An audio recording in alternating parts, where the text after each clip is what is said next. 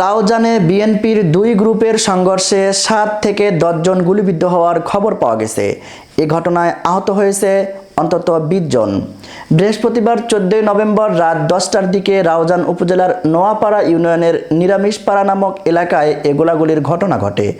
স্থানীয় সূত্রে জানা গেছে, গুলিবিদ্ধদের মধ্যে বেশিরভাগই সাধারণ মানুষ। তারা রাউজানের একটি বেসরকারি হাসপাতালে চিকিৎসা নিচ্ছে। তাৎক্ষণিকভাবে আহতদের নাম পরিচয় জানা যায়নি। স্থানীয় সূত্র জানায়, বিএনপির চেয়ারপারসন উপদেষ্টা গোলাম আকবর খন্দকার ও ভাইস চেয়ারম্যান গিয়াসউদ্দিন কাদের চৌধুরীর অনুসারীদের মাঝে গোলাগুলির ঘটনা ঘটেছে। এতে সাধারণ মানুষ গুলিবিদ্ধ হয়েছেন। আওয়ামী লীগ সরকার পতনের পর বিবেদমান এই দুই গ্রুপের মাঝে এ নিয়ে অন্তত 4 বার রক্তক্ষয়ী সংঘর্ষের ঘটনা ঘটে। রাউজান থানার ভারপ্রাপ্ত কর্মকর্তা ওসি মীর মাহবুবুর রহমান জানান, গোলাগুলির সংবাদ পেয়েছি, সেখানে গিয়ে বিস্তারিত জানাতে পারবো।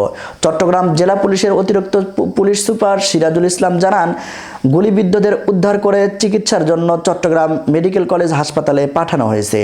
ঘটনায় জড়িতদের আইনের আওতায় আনতে বিশেষ প্রক্রিয়ার কাজ চলমান রয়েছে।